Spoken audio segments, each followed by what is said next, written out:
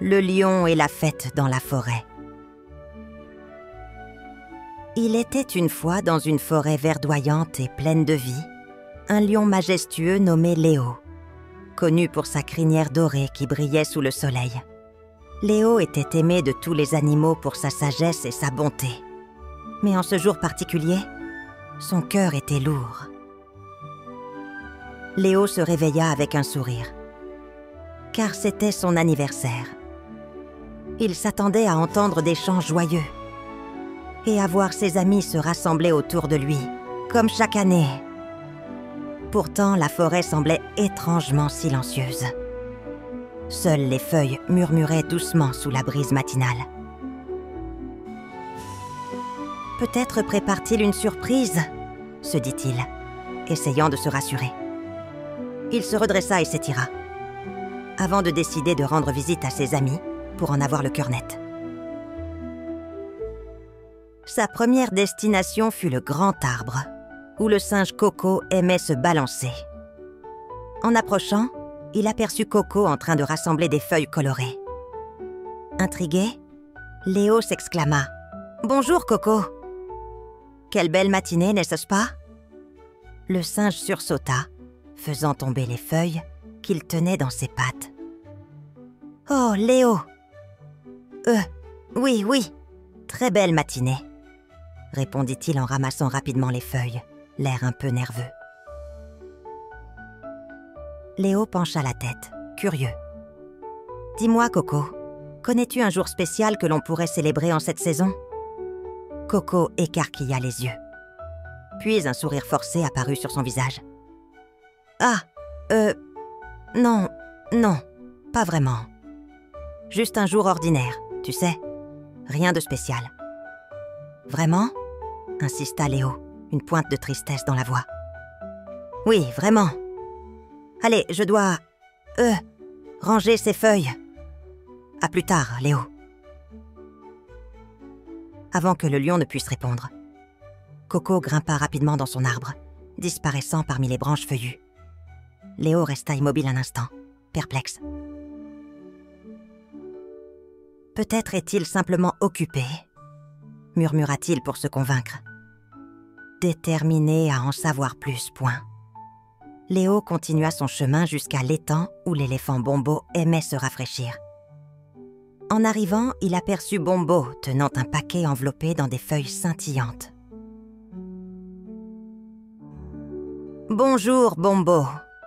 appela-t-il joyeusement. L'éléphant sursauta, tentant de cacher le paquet derrière son dos. Mais sa taille massive le rendait impossible à dissimuler. « Oh, Léo ! Je ne t'avais pas entendu arriver. » Léo regarda le paquet, intrigué. « Qu'est-ce que tu caches là ?» demanda-t-il en essayant de jeter un coup d'œil. Bombo balbutia. « Moi ? Oh, rien du tout. Juste des feuilles pour, décorer ma grotte. Oui, c'est ça. »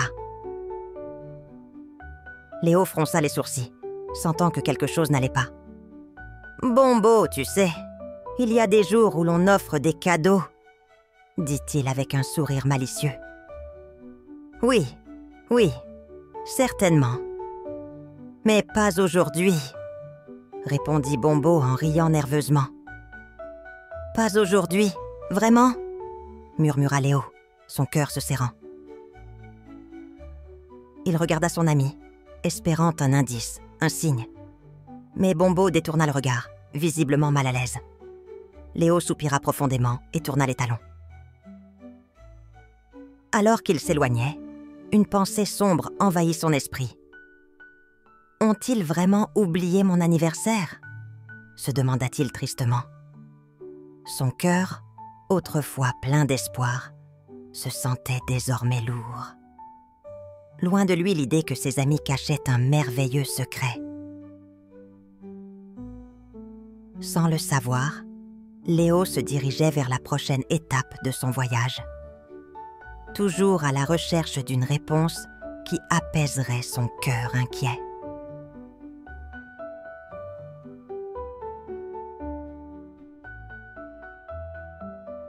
Le lendemain, Léo se réveilla déterminé à découvrir la vérité.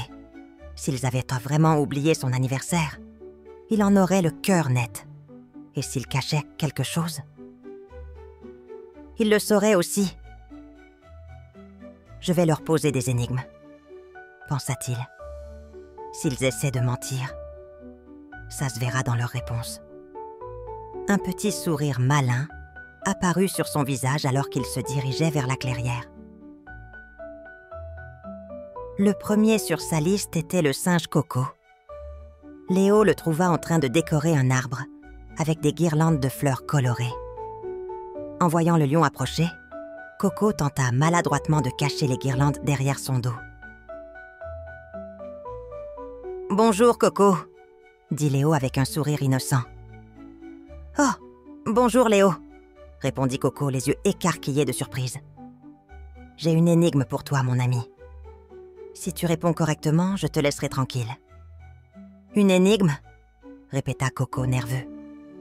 « D'accord. Vas-y. » Léo prit un air solennel. Quel est le jour où l'on reçoit des cadeaux? Où les amis chantent et où l'on mange du gâteau? Coco se mit à transpirer. Il jeta un regard inquiet aux guirlandes derrière lui, puis répondit en bégayant. C'est le jour où on fête le printemps? Le printemps? Répéta Léo fronçant les sourcils. Oui, c'est ça! On décore les arbres pour le printemps. Très bien, répondit Léo, même s'il n'était pas convaincu. Il quitta Coco et se dirigea vers l'étang où l'éléphant Bombo s'amusait à gonfler des ballons. À la vue de Léo, Bombo fit éclater un ballon par accident. Le bruit résonna dans toute la clairière. « Oh, Léo, quelle surprise !» dit Bombo en essayant de cacher les autres ballons derrière un rocher. « Salut, Bombo. J'ai une énigme pour toi aussi. »« Une énigme ?» répéta Bombo, avalant difficilement sa salive. « Oui, réponds-moi honnêtement, quel est le jour où l'on s'amuse avec des ballons et où l'on reçoit des cadeaux ?» Bombo hésita, regardant nerveusement les ballons. Puis il déclara. « C'est la fête des feuilles d'automne ?» ?»« Oui, c'est ça. »« La fête des feuilles d'automne, avec des ballons ?» demanda Léo sceptique. « Oui, bien sûr. On célèbre, le vent qui fait voler les feuilles, comme des ballons. » Léo fronça les sourcils. C'était étrange. Très étrange. Mais il décida de ne pas insister pour l'instant. Enfin, il rendit visite à Zara, la gazelle, qui arrangeait des fleurs dans un panier. À son approche, Zara cacha le panier derrière elle et sourit timidement. « Bonjour, Zara. Que fais-tu donc ?» demanda Léo, feignant l'innocence. « Oh, rien de spécial. Juste, ramasser des fleurs pour, décorer ma maison, » balbutia Zara. « Vraiment ?» dit Léo en plissant les yeux. « Alors, peut-être sauras-tu répondre à cette énigme.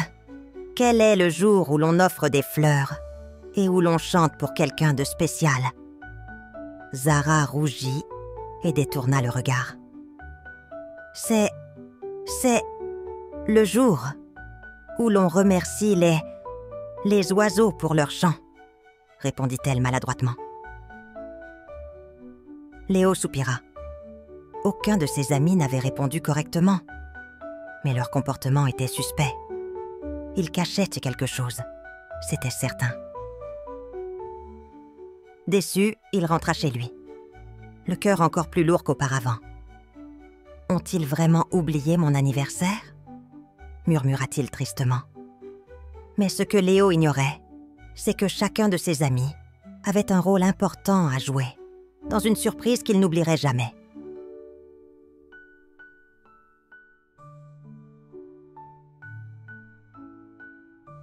Pendant que Léo retournait tristement dans sa tanière, ses amis s'activaient en secret pour préparer la fête.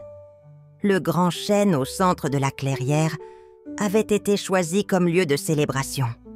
Des guirlandes de fleurs colorées étaient suspendues aux branches et des ballons flottaient gaiement dans le vent. Coco, le singe, bondissait d'arbre en arbre, ajustant les décorations. Il s'assurait que chaque fleur soit parfaitement placée. « Plus haut! Accroche celle-ci plus haut !» cria-t-il à Zara la gazelle qui attachait des rubans au buisson.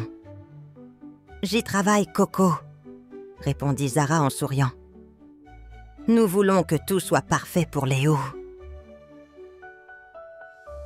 Bombo, l'éléphant, soufflait dans des ballons si gros qu'ils flottaient jusqu'à la cime des arbres. Il riait à chaque fois qu'un ballon lui échappait et s'envolait dans le ciel. « Oups, celui-là est parti trop loin !» s'exclama-t-il en secouant la tête. « Ne t'en fais pas, Bombo !» dit Coco en riant. « On en a encore plein !» Pendant ce temps, Titi, le petit oiseau, répétait une chanson spéciale qu'il avait composée pour l'occasion. Perché sur une branche, il modulait sa voix pour atteindre les notes parfaites. « La la la, joyeux anniversaire à notre roi. La la la », chantonnait-il joyeusement. « C'est magnifique, Titi !» s'exclama Zara en applaudissant. « Léo va adorer. » Au milieu de tout ce tumulte, Minot, le lapin malin, supervisait l'organisation des cadeaux. Chaque animal avait préparé une surprise pour Léo. Bombo lui offrait un ballon doré. Coco avait fabriqué une guirlande de feuilles scintillantes. Et Zara apportait un bouquet de fleurs parfumées. « Mettez les cadeaux ici sous le grand chêne », ordonna Minot. « Nous les dévoilerons quand Léo arrivera. » Alors qu'il terminait les préparatifs, Coco demanda « Vous pensez qu'il a des soupçons ?»« Pas du tout !» répondit Zara en riant. « Avec toutes les excuses qu'on lui a données, il doit penser qu'on a complètement oublié. » Bombo fronça les sourcils. « J'ai failli tout révéler quand il m'a posé cette énigme. Il m'a demandé quel jour on jouait avec des ballons. J'ai tellement paniqué que j'ai parlé de feuilles d'automne. » Tous s'éclatèrent de rire. « Tu as vraiment dit ça ?» s'exclama Coco en se tenant le ventre. « C'est du grand n'importe quoi. »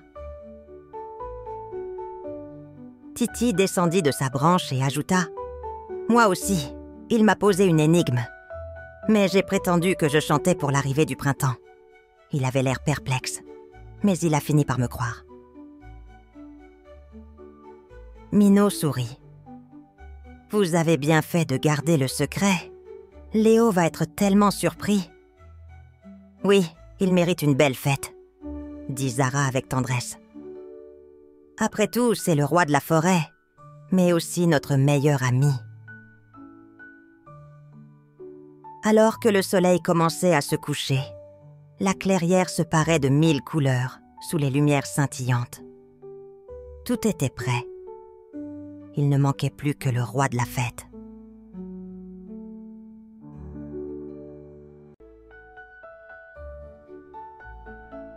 Le soleil commençait à se coucher, teintant le ciel de nuances dorées et roses. Léo, le cœur lourd, marchait lentement vers la clairière. « Personne ne se souvient de mon anniversaire », soupira-t-il les yeux baissés. Lorsqu'il arriva près du grand chêne, tout était calme. Pas un bruit, pas un mouvement. Léo poussa un profond soupir. « Ils m'ont vraiment oublié », murmura-t-il tristement. Soudain, un murmure léger brisa le silence. Puis un chuchotement, suivi de petits rires étouffés. Léo fronça les sourcils et s'approcha lentement du grand chêne. « Qui est là ?» demanda-t-il en scrutant les buissons. Tout à coup, les buissons s'écartèrent, révélant Coco, Zara, Bombo, Titi et Minot, tous souriants et portant des chapeaux de fête colorés. « Surprise !» crièrent-ils en chœur. « Joyeux anniversaire, Léo !» Les yeux de Léo s'écarquillèrent. Sa bouche s'ouvrit, mais aucun mot ne sortit. Il regarda autour de lui et découvrit les guirlandes tâtues de fleurs, les ballons flottant dans le ciel et la table remplie de délicieux gâteaux et friandises. « Vous vous souveniez ?» balbutia-t-il, les larmes aux yeux. Zara s'approcha et lui tendit un bouquet de fleurs parfumées. « Comment pourrions-nous oublier l'anniversaire du roi de la forêt ?» dit-elle en souriant. « Tu es notre meilleur ami, Léo. » Coco ajouta en riant. « On a juste dû être un peu rusés pour garder le secret et éviter tes énigmes. » Tous les animaux éclatèrent de rire en se souvenant des questions piégées de Léo. Bombo s'avança avec un énorme ballon doré. « Joyeux anniversaire, Léo! Que ce ballon doré illumine ta journée comme tu illumines nos vies. » Léo prit le ballon, les yeux brillants de gratitude. Titi monta sur une branche et entonna sa chanson spéciale. « Joyeux anniversaire à notre roi, celui qui fait briller chaque jour avec joie. Aujourd'hui, c'est ta fête, ô grand Léo.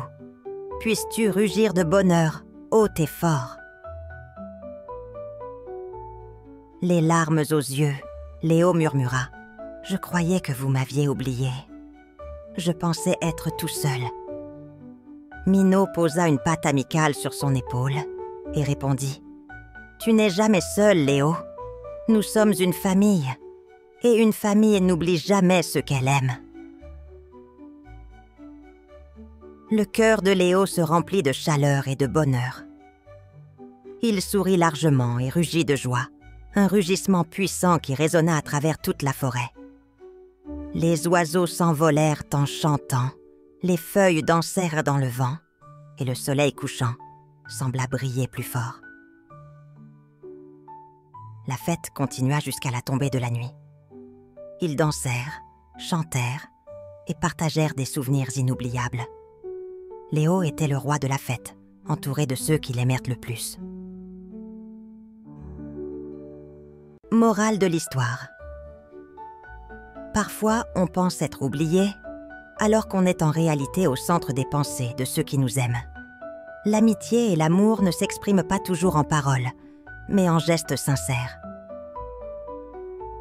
Merci d'avoir écouté notre histoire. Pour nous soutenir et découvrir d'autres récits fascinants, visitez notre page Ko-fi. Chaque geste compte et nous aide à continuer à créer pour vous. Le lien est dans la description. N'oubliez pas d'abonner, petits amis. À bientôt!